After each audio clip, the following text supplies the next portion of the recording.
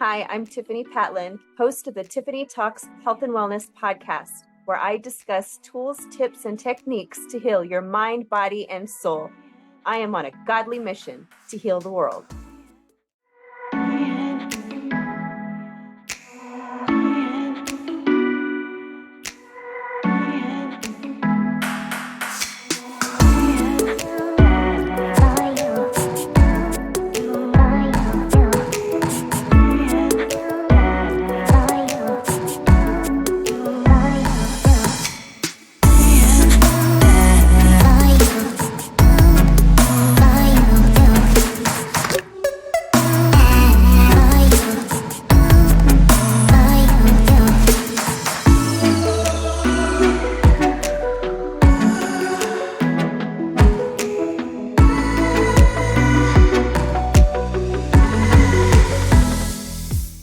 Everyone, thanks for joining me today for episode 54. Why it's hard to move on after a broken relationship. And this is about soul ties. And I was supposed to post this last Wednesday and I didn't. And I have a very good reason why. My husband was getting delivered and I thought we were actually heading to our church to pray over soul ties. But he ended up getting delivered and it was just amazing. My husband had a soul tie with the first woman that I guess he fell in love with and that he wanted to marry, but she ended up cheating on him. So he felt betrayal from that relationship. And a lot of times when people experience trauma of all different kinds, but in his case, it was almost like a sense of unworthiness. I'm unworthy to have a happy, healthy relationship. So if you can imagine, that just creates a lot of personal self-sabotaging in relationships. And looking at all this just makes our entire relationship make so much more sense. We've been together 15 years, going on 16 years this September. And we've been married for about 4 or 5 years. I don't really remember. And I know that's probably really bad. And I think the reason why is because being together for 15 years, we always focused on that anniversary, if you will. And it already felt like we were married because as soon as we got together, I had already had my son. And I actually met my husband when I was pregnant. We were going to school together. We were completing our bachelor's in construction management, and I was the only female. And I remember being pregnant towards the end of the school year. And we actually started dating after my baby boy, Ashton, was born, and he's been his father ever since. Yeah. Well, like I mentioned, people that experience trauma, overcoming personally with me, overcoming all of the sexual abuse, the incestuous rape, rape from all these other men. I took on a lot of trauma, a lot of mental illness, but I never knew that soul ties was a thing and that this could be affecting me because I've had hard times moving on after a broken relationship, and I can see now looking back that many of the issues can definitely stem from me creating soul ties with these men. There's a lot of different signs that you can tell if you have developed a soul tie. A lot of times it is through sex, but it can also be just through, it could be through a friendship. It could just be through different ways. It doesn't always necessarily have to be sexual. But I did learn that spirits can actually transfer from one person to another through sexual intercourse. So yikes. So a couple ways to tell if you have developed a soul tie are that you have a deep connection with that person. I believed I had deep connections with each and every boyfriend that I had. How genuine was it? Well, to me, I believe it was genuine. I'm not so sure if it was genuine for them. But then again, my idea of love was very, very skewed because of everything that happened to me. I started cutting at age 11 due to the emotional neglect from my parents. So it was really hard to understand what love was. Even my older brother, who I lived with, was very violent and mean with me because poor thing was dealing with his own issues. So I resonated with, it's a very old classic rock song called Love Hurts by Nazareth. That was like my jam. That was like my song. That song would come on and I would blast it and I would just sit there and my heart and soul would resonate with that song and I would sing the words and I would cry and I look back and I'm like, wow, I don't know why I did that to myself. I mean, I do, but those are just questions that you ask. And I even have a tattoo. It's the only one I have. It's right here in my right trapezius. And it says in cursive, "Love hurts." It was done with a homemade tattoo gun, so it's not like it's the best art, if you will. It was just some dude that I met that happened to be living in this apartment complex, and he decided to give it to me for free. So there was that. That was my view of what love was. And then, being incestuously raped at 12, that's family. Um, Even though it was a cousin, it's just like, you're supposed to be family. There's supposed to be love there. I know this is wrong. So why is this happening? I'm telling people nobody's doing anything about it. So it, again, just more and more confusion around the idea of love. So I think anytime I had a boyfriend, and especially if we would become intimate, my mind thought that, this was love. I would love hard and strong, and it wasn't necessarily always reciprocated. Another sign of having a soul tie is that they always have perfect timing, like they seem to come in at the right time. Well, for me, not exactly, because as soon as I was done with one relationship, I never even had time to heal or be alone, and I didn't even know that was a thing. I didn't. It might sound crazy and silly, but nobody ever taught me these things. I had no idea. After one relationship, there was the next guy, and then the next guy, and then the next guy. Like I didn't have to seek them out. They were just there. It was like that's what you did. You were in a relationship. I mean, that was my perspective and view on life.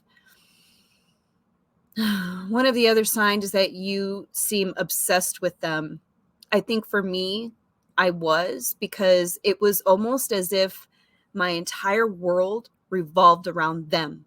What are they doing? What are they eating? I need to feed them and take care of them. Where are they going? Why haven't they called? Or why haven't they? Well, back then, I mean, back then, they didn't really have cell phones. It was pagers. But in my 20s and 30s and stuff like that, it's just like I had this sense of control. Spiritually, people refer to that as biblically, it's referred to as the Jezebel spirit, the spirit of control, feeling the need to control things. And it makes sense that I would have adopted that because of all the sexual abuse I endured. I was never given an option or a choice. These things just happened to me, and I was always frozen in fear. So I never had the strength, the voice to say no, or stop, or even scream out, even though I really wanted to. Um, so I was very obsessed and had a very deep sense of controlling these situations. Another sign is that you yearn for their approval. And I know I did. And see, with that one, it's almost like a little twisted for me, if you will, because, when you're a child, you seek that approval from your parents. So if you're not getting that as a young child, I think you can tend to seek that out in the relationships that take on. And I think in a way I was doing that as well. So I don't know, it almost seems like I had a double whammy there. Another sign is that they get the most exaggerated reaction out of you. Sad to say, oh yeah, when things didn't go my way, if I wanted them there and they weren't there, if they were late, I would go nuts. I would go crazy. I was so emotionally psychotic, it seemed. I just was always I had exaggerated emotions. Nobody taught me about emotional management to ask myself, why it is that am I feeling this way? Where does that come from? Nobody taught me these things. I didn't know any better. I didn't know it was a thing. So I definitely had crazy, exaggerated reactions. So is that a sign of a soul tie, or is that just from trauma? Another sign is that you tend to measure and compare all of your other relationships to the current one that you're in.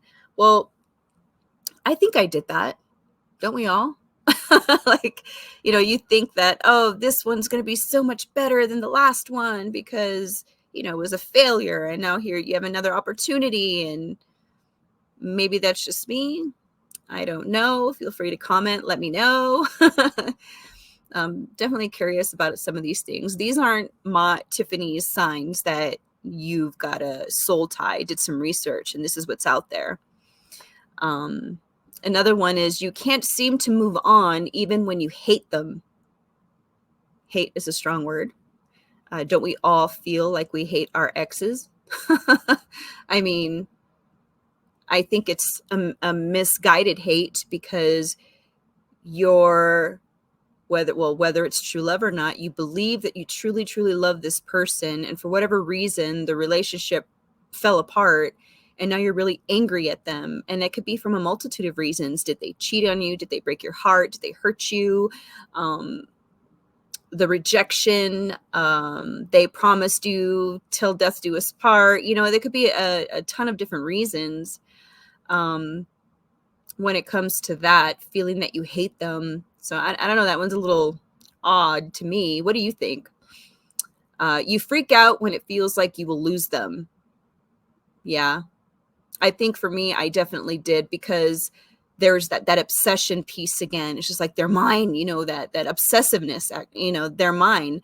Possessiveness, I mean, they belong to me, they're mine, nobody else better look at you and you better not look at anybody else, like I was so crazy, man. Wow. If any of this resonates with you, that's the way that you were, and if you find out that you're still kind of like that, well, there's hope. There's hope, because I am nowhere near like that, the way that I used to be. And I thank God every day that I'm not. That was not who I truly was. It was really all the symptoms from the trauma that I had experienced. Wow. Another one is you strongly believe that they complete you. Oh, you complete me. Of course I thought that. One of my boyfriends actually drew me a picture, and it had 2 hearts and it said, "Together we are one." Oh boy, that picture meant so much to me, because it felt like I believed what it said. We are one. Together we are one. I truly believed that. I think I became obsessed with that idea. So when it came to this particular person, oh, talk about exaggerated reactions, talk about emotional outbursts. Oh my gosh, that one. But I know I really, really love that person. I know that one was a love, but that doesn't mean that there was, other soul ties or, trauma symptoms rooted there, because I had not healed. So it's very safe to say that all of that was present. Another one is you start losing yourself in the relationship. I think that was me every single time, because I never learned, I never established, I never developed my identity of who I was. In fact, as sad and as dark as it sounds, I actually took on the identity that I was put on this earth to be sexually abused. I feel so bad for myself that I used to actually think that way. But when you know my life story, it makes sense. So I basically did whomever guy I was with, I did what they wanted me to do. I drank what they wanted me to drink. I smoked what they wanted me to smoke. I took what they wanted me to take. I dressed the way they wanted me to dress. I would do whatever it is to please that person. I don't even know if I was losing myself per se, because I never knew who I was to begin with. And that's very, very dangerous, I believe, because two people should be independent, healthy minded people. And then, now I know better, but it's so beneficial to just be friends with the person first. Even if you start to develop feelings and stuff, that's great, but just be friends first. Find out how they treat their parents. Find out how they act when they're angry. Like you gotta seek out those red flags. I'm not saying dismiss all the good in them. I'm saying you just gotta be so careful. It makes perfect sense why God told us to wait, to have sex before marriage. It just makes so much sense to me now. Sometimes I think, how much different my life would have been had I gone about things the way God instructed us to.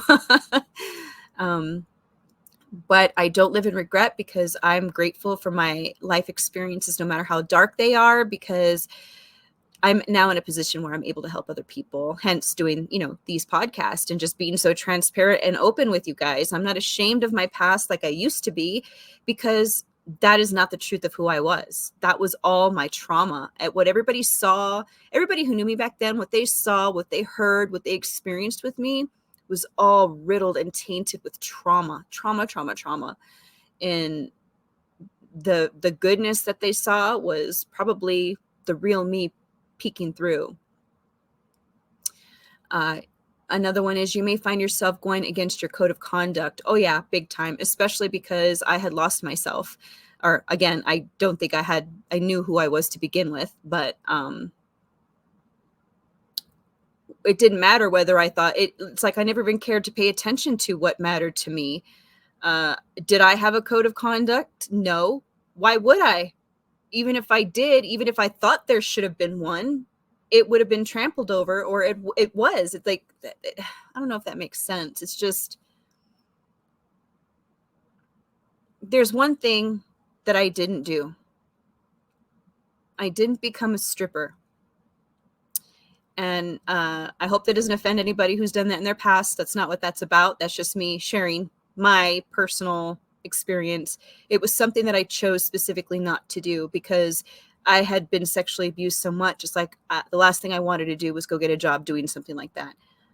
So I was never the type to, expose my belly button like my mother did, with those short midriff shirts, or expose my breast, or, I mean, don't get me wrong, in those drunken stupors, yes, I would flash, I would do things like that. That's not what I mean. I mean, doing it for a living, like I never, that was a code of conduct, if you will, something that I chose not to do. Same thing with being a prostitute. Those are two things that I chose not to do.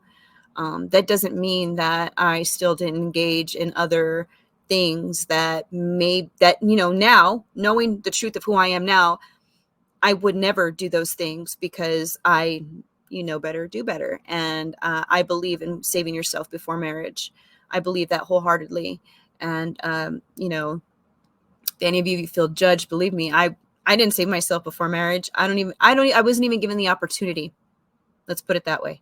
I wasn't given the chance to see if I would have waited till marriage. If you're listening to this and you've ever had those thoughts, please save yourself. Why? Because it saves you so much heartache. You're so precious, and you just don't deserve to just give it away so freely like that, whether you're a boy or a girl, man or a woman. I think it goes both ways. And if you've already been there, done that, I hope you don't think that you're ruined or you're dirty or this or that, because I know some people do feel that way. You're not. God forgives all. You can be made new again. All you have to do is ask. Another one is, you fantasize about them a lot. Well, sure you do. Even when you're in love, what do? You sit there and write, well, I don't want to use anybody's last name. Smith is not a last name of somebody that nope. Oops. I was going to say, how you write your name and then the person who you like, you write down their last name as if you're married. That's considered fantasizing. I mean, even if you're friends and there's somebody that you love and you did that, you're fantasizing. But according to these tips, this is a sign that you have a soul tie. But I don't know about that one, but I definitely did that. Of course I did. It's like that, especially because I felt I was obsessed, with each person I was with. It was like my world revolved around them. They're the ones that basically told me who I was, you know? So, of course I fantasized about them, probably in an unhealthy way too. The last tip I have here is even when you move on, you can't fully enjoy your new relationship. Hmm. Well, yeah. Going back to my husband's soul tie, I truly believe that. Knowing what I know now, if you are someone who has gotten into a relationship and you have chosen to be sexually active with that person, I believe, this is just my personal thoughts and beliefs. I believe you do develop a soul tie. And I also believe that if whether it doesn't matter who it is, it might be both of you, but if one of you or both of you came out of a previous relationship and you did not give yourself time to heal, then you will be carrying heartache from that previous relationship. If either of you have experienced any trauma in your past, you will bring that into the relationship and you might not even realize that you're doing it. I know that.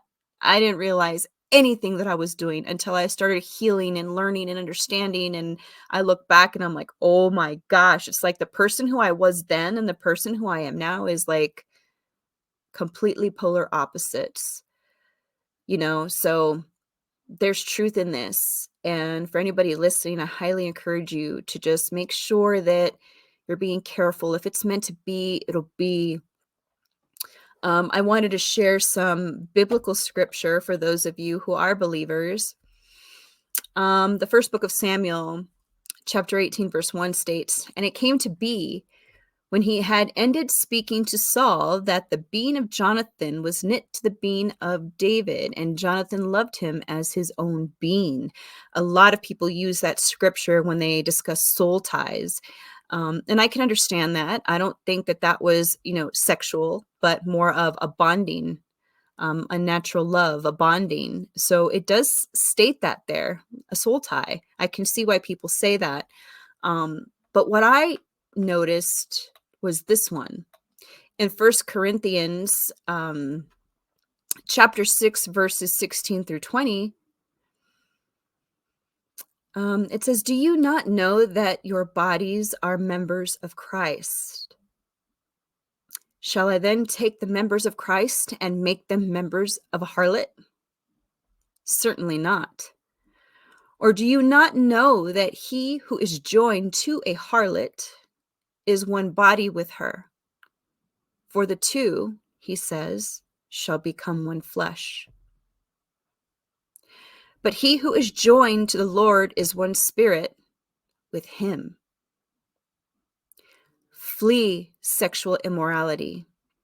Every sin that a man does is outside the body, but he who commits sexual immorality sins against his own body. Or do you not know that your body is the temple of the Holy Spirit who is in you, whom you have from God, and you are not your own? For you are bought at a price. Therefore, glorify God in your body and in your spirit, which are God's." Mic drop. Like, to me, that one spoke mountains when it comes to soul ties. I believe that we are not our own. God made us. I didn't make myself. Yeah, my mother and father made me, but who made them? And so forth, so forth. I truly believe God made us. We come from God. We were made by God, for God, on purpose, with purpose. What I want you guys to take away from today is that it's important to heal after a broken relationship and definitely break any and all soul ties that may have developed from that. And today, I'd like to encourage you to pray and ask God to help you heal, from past relationships and to break off any soul ties that you may have made and just start living for Him. You want to develop a soul tie to Him. Um, you know, like it says, "Do you not know that your body is the temple of the Holy Spirit who is in you, whom you have from God?" and you are not your own. For you were bought at a price. Therefore, glorify God in your body and in your spirit, which are God's. True love comes from God. You want to be in a loving, beautiful relationship? Be in a relationship with God. You are too precious to not be careful who you allow into your heart and soul. You really are. That's it for me, guys. Sending so much love and light to you all. And just remember, you are precious. See you on the next episode. Bye now.